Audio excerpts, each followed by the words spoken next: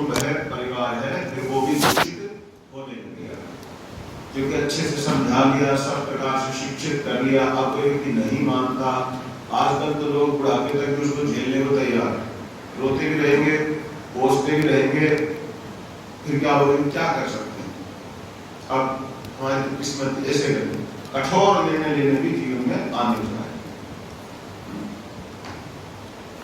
कुछ दिन पहले माता जी हमसे मिली तो उन्होंने बताया कि मेरी बहन का जो पुत्र है वो कुछ करता भी नहीं है, उसकी पत्नी भी कुछ नहीं करती, और उनकी जो माँ है वो किसी सरकारी छोटी मोटी नौकरी में है, तो भी पिता है नहीं।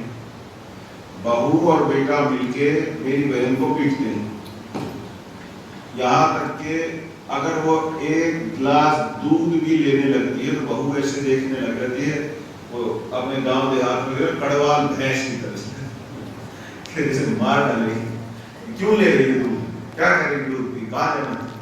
तो मैंने सीधा प्रश्न किया, अब वो हमसे क्या आशा करते हैं कि हम ऐसा जादू मार दें कि वो बहू बेटा दोनों सासू के चरण दबाने लग गए।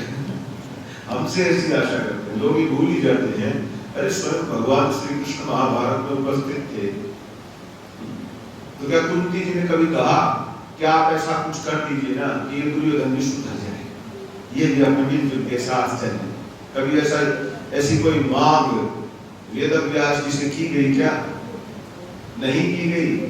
हमारी ये ऐसी ऐसी मांगे हैं, यही समाज में आशु भाई जैसी बीमारियों को जन्म देती हैं, फिर उनको झेलने के लिए खड़ा होना पड़ता है। क्योंकि हमको क्या लगता है कि हर चीज के लिए कोई जादू मारा जा सकता है, और जादू मारते ही हमारे बारे के न्याय हो जाए।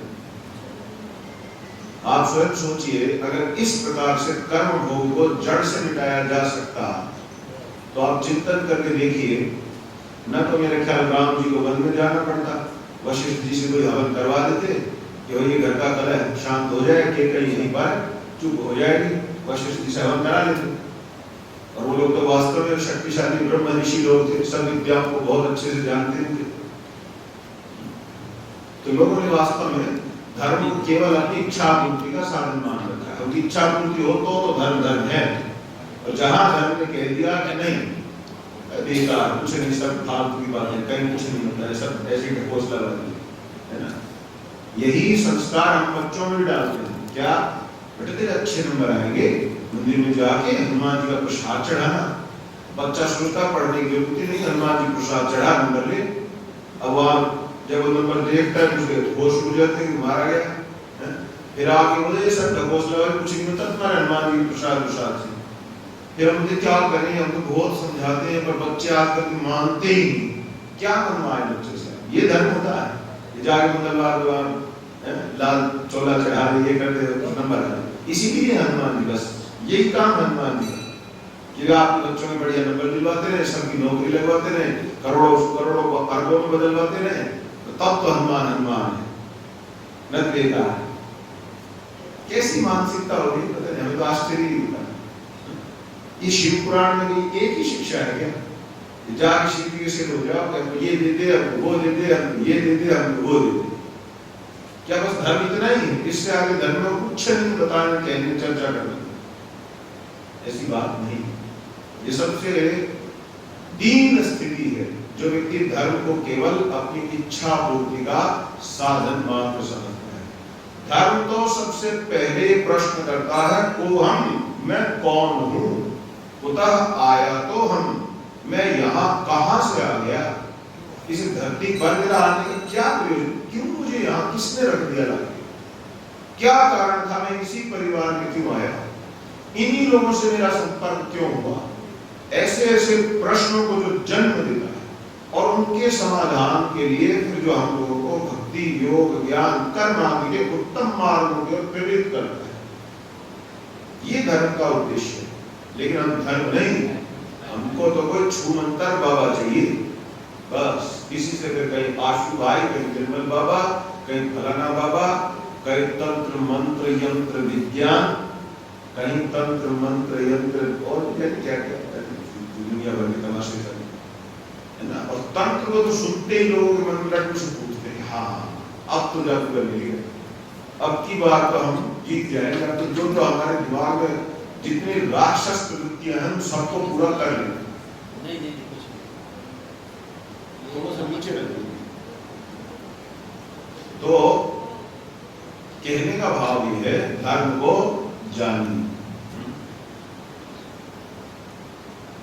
धर्म का अर्थ है, वैसे मैंने आरंभ में एक परिभाषा दी थी आप लोगों को, मनुष्य की पार्श्विक वृत्तियों को नियंत्रित करने के लिए एक वेदों पर आधारित प्रक्रिया विशेष, इसका नाम है धर्म।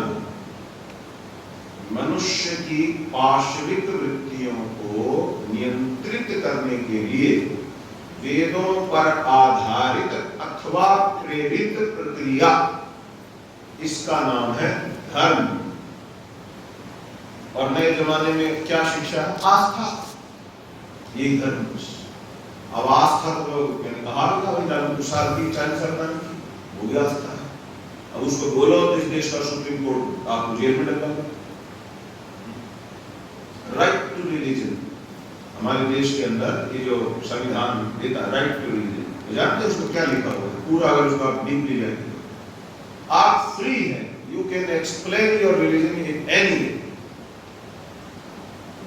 ऐसा कहीं होता है? एक सुप्रीम कोर्ट के एडवोकेट हमारे साथ डिबेट करने लगे, भिड़ गए, बोले नहीं आपकी बात सही नहीं, धर्म तो आस्था ही हो कुछ। हमने कहा आपको क्या पता धर्म क्या है? धर्म खुद बताएगा मैं कौन। जब कोई व्यक्ति सामने से आता है, चोर डकैत से यही पूछते हैं पहले हाँ तू कौन है, या हम ये कहते तू चुप रहेगा, तू नहीं बोलेगा, मैं बताऊंगा तू कौन है। ऐसे करके कहीं देखा सुना या कोई मिले और मिलते ही आप उसको तू चुप बोलते मारो, मैं बता रहा हूं तू कौन है, जो मैं बताऊंगा तू वही है। ऐसे कहीं हुआ है क्या? अच्छा बुरा जैसा भी कोई मिलता आप हाँ भाई कौन हो, उससे ये प्रश्न होता है। तो धर्म से ही प्रश्न करो ना कि धर्म, आप अपना परिचय दो, शास्त्र बोलेगा कि धर्म क्या है। आप जबरदस्ती धर्म का मुंह क्यों बंद करना चाहते हैं? धर्म की अपनी मनमानी डेफिनेशन क्यों देना चाहते हैं? क्योंकि आपके मन में धर्म को खत्म करने की मूल भावना है। तो राइट टू रिलीजन एक्ट कहता है आप धर्म को अपने ढंग से जैसे आपको ठीक लगे आप उसको एक्सप्लेन कर सकते हैं, कोई रिस्ट्रिक्शन नहीं। तो उसने कहा इसमें क्या बुराई है? मैंने कहा चलो दुर्जन दोष न्याय से, हमारे शास्त्रों में सैकड़ों प्रकार के न्याय बताए गए, उसमें से दुर्जन दोष न्याय। दुर्जन दोष न्याय मतलब दुर्जन तू खुश रहे, तेरी बात को मान के अब मैं अगली बात देता हूं, इसका नाम है दुर्जन दोष न्याय। जैसे कोई व्यक्ति किसी व्यक्ति को चोर है तो वो सामने वाला बोले अच्छा चल मान लिया मैं चोर हूं, तो फिर ये बता, ऐसे करके जो बात की जाती है उसका नाम होता है दुर्जन दोष न्याय। हमने कहा दुर्जन दोष न्याय से आपकी बात मान लेते हैं कि धर्म का जिसका जैसे मन करे वैसे उसको एक्सप्लेन कर ले। इस देश के संविधान को भी ऐसे ही कर ले। मेरे हिसाब से इस धारा का ये मतलब है बात खत्म। कौन होते हो आप मुझे चैलेंज करने वाले? मैं तो इस धारा का यही मतलब निकालूंगा। अब क्या दिक्कत है? विपक्ष वाले अपने हिसाब से वो भी कहते हैं कि according to the constitution of India बात ऐसे है और ऐसे ही होनी चाहिए। सरकार भी कह रही है कि कॉन्स्टिट्यूशन के हिसाब से हम काम कर रहे हैं, कम्युनिस्ट भी कह रहा है कि नहीं कॉन्स्टिट्यूशन के हिसाब से हम बात कर रहे हैं। सारे के सारे यही कहते हैं कि हम कॉन्स्टिट्यूशन के हिसाब से बोल रहे हैं।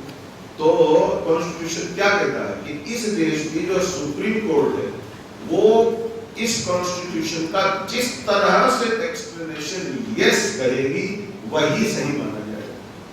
यानी आपने एक अथॉरिटी बना दी ना, अगर मैं अपने हिसाब से कॉन्स्टिट्यूशन को एक्सप्लेन करूंगा तो एक अथॉरिटी है जो उसको सही या गलत कह सकती है।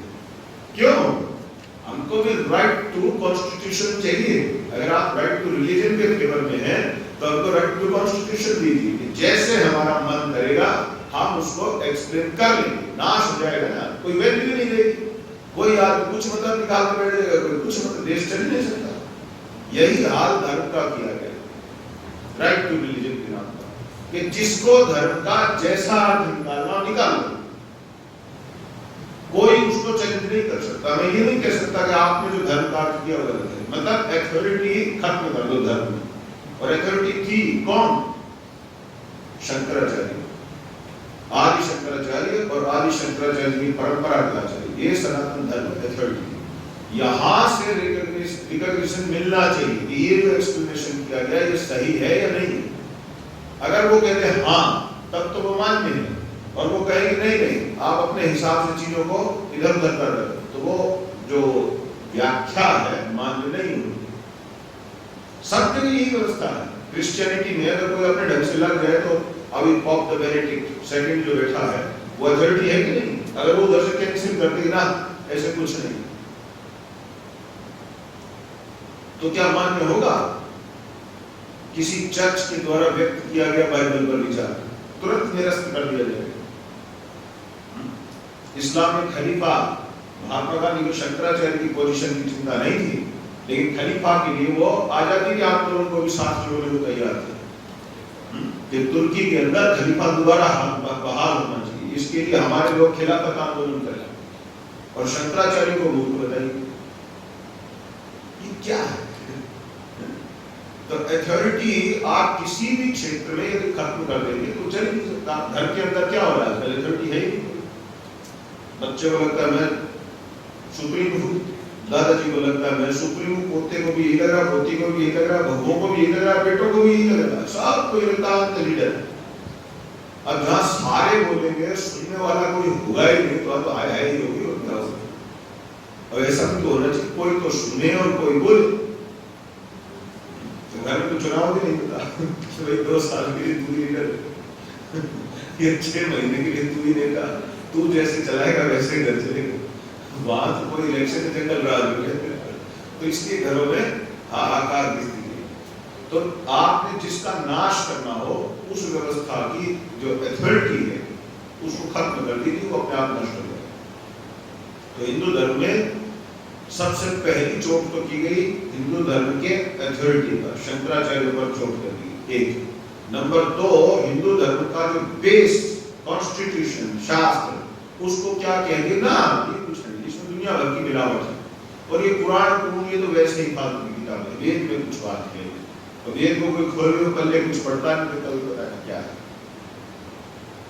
यानी सनातन धर्म की अथॉरिटी को भी खत्म कर दो, और सनातन धर्म का जो कॉन्स्टिट्यूशन है, शास्त्र है, संविधान है, उसको आप डिस्टर्ब कर दीजिए, उसको कह दीजिए कि नहीं उसमें कोई वो तो डिस्टॉर्शंस की भरमार है, उसमें कहीं कुछ कहीं नहीं कुछ। तो जब आप इस तरह का व्यवहार करेंगे तो हिंदू धर्म चलेगा कैसे? आप देखते हैं अभी मैं थोड़ी देर पहले यहाँ आने से लगभग 1-1.5 घंटा पहले कोई हमारे पास बैठे थे सज्जन, तो वो ब्रह्म कुमारी संस्था से संबंध रखते, तो उनके पास कुछ पुस्तकें थी। मैंने छोड़ो तो ये छोटी मोटी किताबें पढ़ते हो, मैं दिखाता हूँ तो गौरी कुमारी का साथ। तो वहां से पुस्तक छपी है महाभारत की सच्ची व्याख्या, इसको पढ़े, मोटा सा ग्रंथ, बड़ी मुश्किल से मिला है, देखे नहीं, उनको डर रहता है कहीं हमारे देशों के हाथ में लग गए। तो अगर उनके लोगों को पता चला ग्रंथ हमारे पास है तो परेशान हो गए। तो आपको मिला कहाँ से? दिक्कत क्या है, क्या दिक्कत है? तुमने किस लिए छापा है? कोई हिडन ट्रूथ है क्या? आने तो हमारे हाथ में, तुमने सत्य लिखा है तो है किस बात का? अब उसमें लिखा है कि महाभारत जैसी कोई लड़ाई हुई, लेकिन महाभारत में क्या है?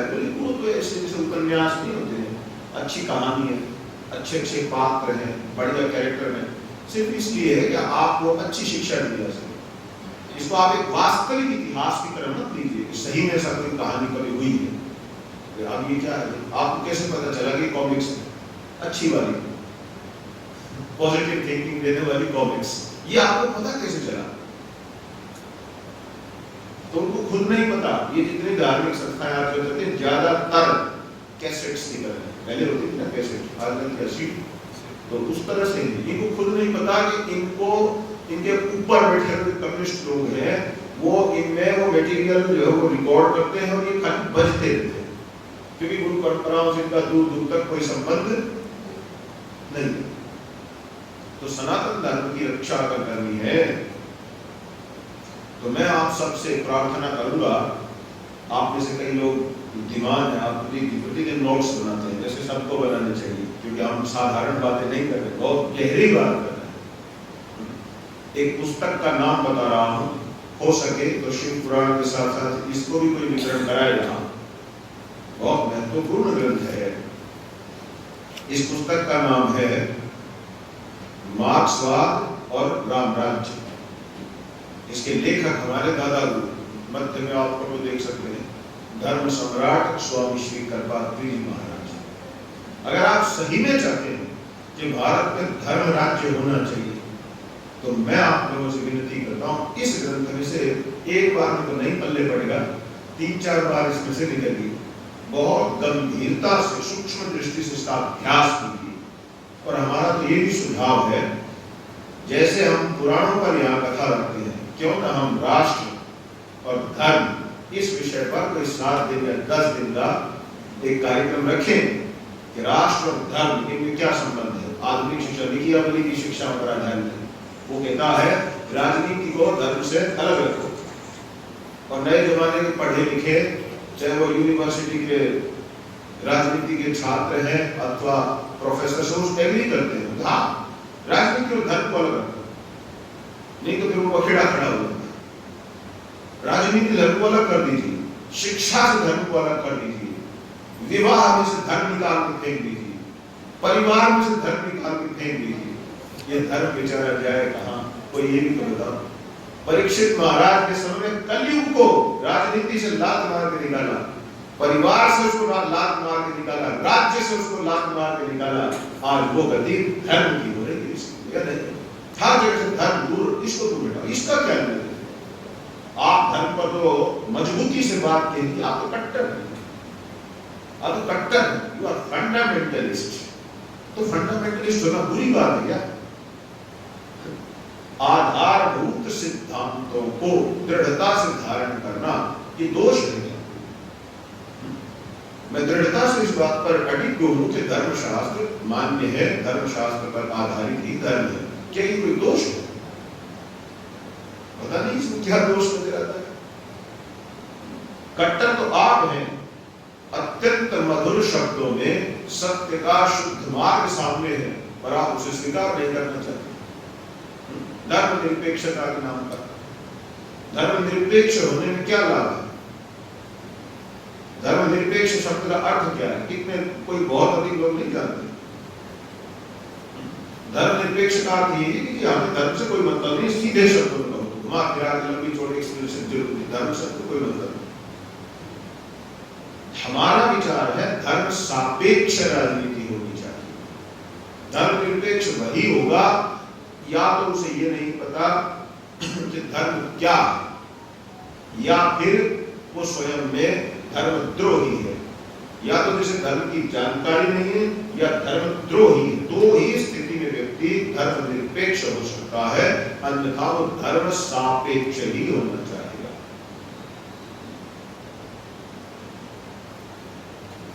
एक तुलना तो होनी चाहिए। 70 वर्ष हमने धर्मनिरपेक्ष संविधान के आधार पर देश का संचालन किया।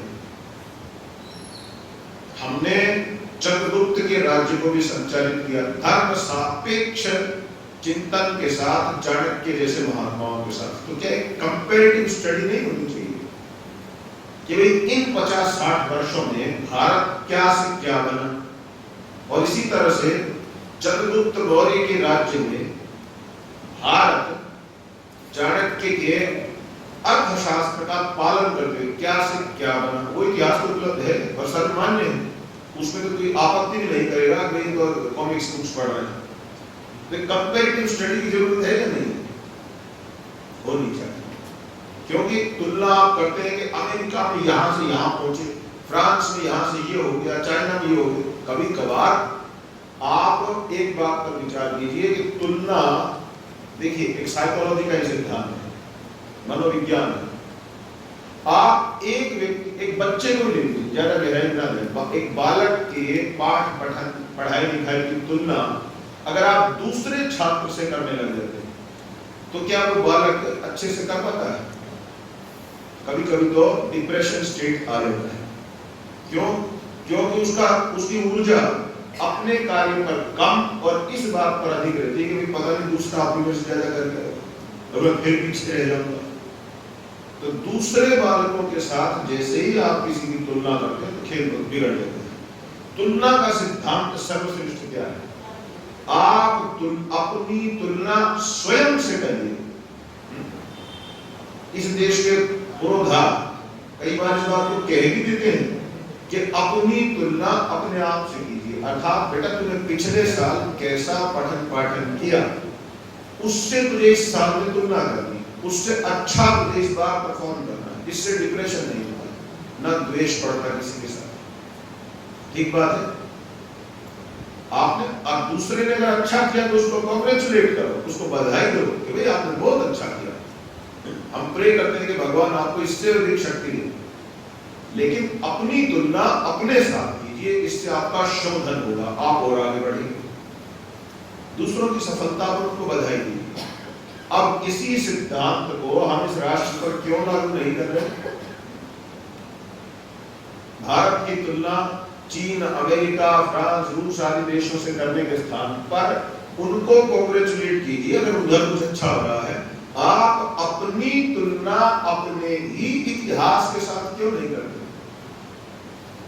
कि चंद्रगुप्त और चाणक्य के काल में, शिवाजी और रामदास जी के काल में जो रिसोर्स, जो सुविधा उपलब्ध थी, उससे उनके राज्य कहां से कहां पहुंचे और वर्तमान के 50, 60, 70 साल में कहां से हम कहां पहुंचे। इस प्रकार से अगर तुलना करके हम काम करें तो निश्चित रूप से भारत को हम बहुत आगे ले जा सकते हैं। इसलिए इस पुस्तक को याद से सब लोग प्राप्त कीजिएगा। गीता प्रेस गोरखपुर से ही छपी है। क्या नाम है ग्रंथ का? मार्क्सवाद और रामराज्य। और अगर भगवान ने कभी अवसर दिया तो इसी ग्रंथ पर हम वर्तमान भारत और भारतीय धर्म एक विषय बनाकर क्यों न चर्चा करें? क्योंकि लोग ये सोचते हैं पहले तो सब कुछ अच्छा था, अब आपकी बातों के हिसाब से आज तो नहीं चल सकते ना। तो यही तो दिखाना है ना कि आज भी चला जा सकता है। अगर आज को उत्तम बनाना है तो वही धर्म का ही सिद्धांत सर्वोत्तम ठहरेगा। इस ग्रंथ को प्राप्त करिएगा और इसका अभ्यास करिएगा। तो ये बातें हमने आपसे कही सोमिनी के प्रसंग में। कहां से आरंभ करके सोमिनी का चाल चल चरित्र जब गड़बड़ हुआ तो बड़े बुजुर्गों ने ये नहीं कि सारी जिंदगी इसको अपनी यूं झेलना है, कठोरता से निर्णय लिया, नहीं आप इस परिवार में रह सकते, जाइए यहां से। तो इतनी दृढ़ता उनमें क्यों थी, हम में क्यों नहीं है? क्योंकि हमको तो जो हम जिसको अपना मान चुके वो चिपका के रखना है साथ, चाहे वो हमारा सर फोड़े या सिर की मालिश करे, चिपका के उसी को रखना है। लेकिन प्राचीन काल में लोग धर्म को अपना मानते थे, अधर्म को पराया मानते थे। तो जहां धर्म है उसे ग्रहण करते थे, जिसमें धर्म नहीं है उसको ग्रहण नहीं करते थे। सोमिनी को निकाल दिया तो वन की ओर चल पड़ी। जब वन की ओर गई तो वन में उसने किसी शूद्र से मित्रता की। वो पशुओं की हत्या करता था नित्य प्रति, वहां से मांसाहार खुद करता, शराब पीता और उसी को बेचता था। इससे उसकी जीविका चलती। यानी वो एक अच्छा पुरुष नहीं था। ऐसा नहीं है कि सारे शूद्र खराब होते। यदि ऐसा होता जैसा हम पर आक्षेप किया जाता है, ये तो शूद्रों को कुछ नहीं समझते, ऐसे मूर्खों से रहे कि प्रश्न है उसी का समाधान कर दे तो हम मान लेंगे हम शूद्रों के भेजेंगे। विदुर को हमने राज्य मंत्री कैसे बना रखा था? विदुर नीति का अध्ययन कौन सा ब्राह्मण नहीं करता? चाणक्य तक उसकी प्रशंसा करते हैं। और क्या विदुर महाराज के प्रति हमारे मन में आस्था नहीं? अरे स्वयं भगवान श्री कृष्णचंद्र तक उनको कितना सम्मान देते थे। कौन कहता है कि शूद्रों का सनातन धर्म में सम्मान नहीं? सनातन धर्म को सनातन धर्म से नहीं जाना, अंग्रेजों का जूठन खा रहे हैं। असली बात ये है, उन्होंने जो उल्टा पुल्टा तो लिख गया, कुछ बकवास कर गया, उसी की 4 किताब पढ़ करके बोलते हैं हमारे धर्म में ये कमी है। या उसी के जो आधारित विचारकों को अखबार में कोई आर्टिकल निकाल दिया उसको पढ़ते, ये तो प्रॉब्लम है, ये तो सॉल्यूशन होना चाहिए। अरे मूल ग्रंथों की शरण में आइए, मूल शास्त्रों को मूल गुरु परंपराओं के निकट बैठकर सीखिए, जानिए, पढ़िए, तब तो भ्रम भंजन होगा। सीधी सी बात है, अंग्रेज लेखकों ने भारत को भारतीय संस्कृति का नाश करने के लिए अपने हिसाब से तोड़ा मरोड़ा, और हम उनके तोड़े मरोड़े को पढ़ पढ़ करके कह रहे हैं कि हाँ गड़बड़ तो है। कहाँ गड़बड़ है? आप अपने विचार को पहले अपने ढंग से, उस पर भारतीय दृष्टि क्या थी वो तो जान लो, बाद में निर्णय करना कि सही था कि गलत था। इस प्रकार से तो सौमिनी जब वन की ओर चली गई, उस शूद्र के साथ इसने विवाह कर लिया और दोनों साथ साथ रहने लगे। अब उसकी संगति में प्रतिदिन मांस खाना भी सीख गई। कहाँ अच्छे उत्तम ब्राह्मण कुल की थी, और गिरते गिरते कहाँ नित्य मांस खाने लगी और नित्य ही शराब भी पीने लगी, और थोड़े समय बाद तो बिल्कुल ढल गई। अब एक दिन क्या हुआ, इसका ये पति कहीं गया हुआ था, थोड़ा सा रात्रि होने वाली थी, इसने छक करके शराब तो पी रखी थी सौमिनी ने, लेकिन मांस खाने की लड़क, इसको ललक हो गई, बड़ा मन हो रहा, मुंह में पानी आ रहा, पर इसको मिल नहीं रहा, घर में था नहीं। अब इसके समझ में नहीं आ रहा कि क्या, तो इसने कुल्हाड़ी दिखी, कुल्हाड़ी उठाई और उसको उठा करके चल पड़ी। देखती हूँ मन में मुझे ही कुछ करना पड़ेगा। अब वहां इसको कोई एक पशु अंधेरे में, ये तो निर्णय नहीं कर सकी कि क्या है, किंतु ये अवश्य निर्णय कर लिया कि हाँ कोई वन्य पशु ही है। तो इसने उस पशु पर उस कुल्हाड़ी से प्रहार किया। अब वो बड़ा, वो तो बना के रखी थी ना, रोज पशु काटते थे उससे, एक झटके में ही गर्दन काट ली। गर्दन काट करके उसको उठाया, और उठा करके जब थोड़ा प्रकाश मिलाकर खाने को हुई तो इसकी दृष्टि पड़ी, और वो तो गाय के एक बछड़े का मुंह था। अब वो पूर्व कुछ पुण्य से इसका मन दुखी हो, दुखी होकर के इसके मुंह से एकदम निकला, जब इसने देखा गाय का कटा हुआ मस्तक। शिव शिव शिव भय के कारण पता नहीं मेरा पतन कहां तक जा करके हो, किंतु पुण्य का खाता खाली हो चुका था, पाप बहुत बढ़ चुका था। ऐसे शिव शिव तो मुंह से निकला, लेकिन फिर उसको खाने लगे और उसको खा लिया। अब इसी प्रकार जीवन बिताते बिताते कुछ समय के बाद, कालक्रम में जाना सबको है, कम्युनिस्ट हो, राम राज्य को मानने वाला हो न हो, जाना तो सबको है। कुछ समय के बाद इसकी मृत्यु हो गई। मृत्यु के बाद सौमिनी को भगवान ने ऐसा जन्म दिया, अनेक नरक भोगने के बाद मनुष्य में जब आई तो चांडालों के वंश में इसका जन्म हुआ। चांडाल एक जाति विशेष है, जाति का निर्णय धर्मशास्त्र में बहुत उत्तम ढंग से किया गया है।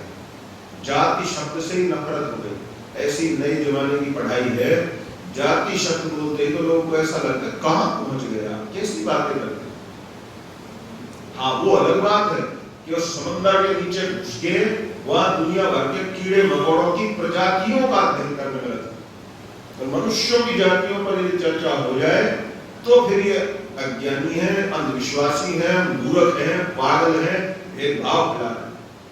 अच्छा मैं पूछता हूँ, वो पानी के नीचे समुद्र में घुस घुस करके, जमीन खोद खोद करके सांप बिच्छू और पता नहीं क्या क्या निकालते हैं, उनके अंदर तुम भेदभाव फैलाने के लिए उनकी प्रजातियों का अध्ययन करते हैं।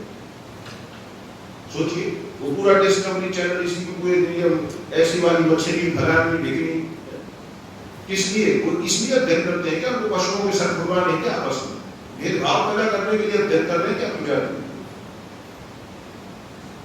किस लिए अध्ययन करते हैं?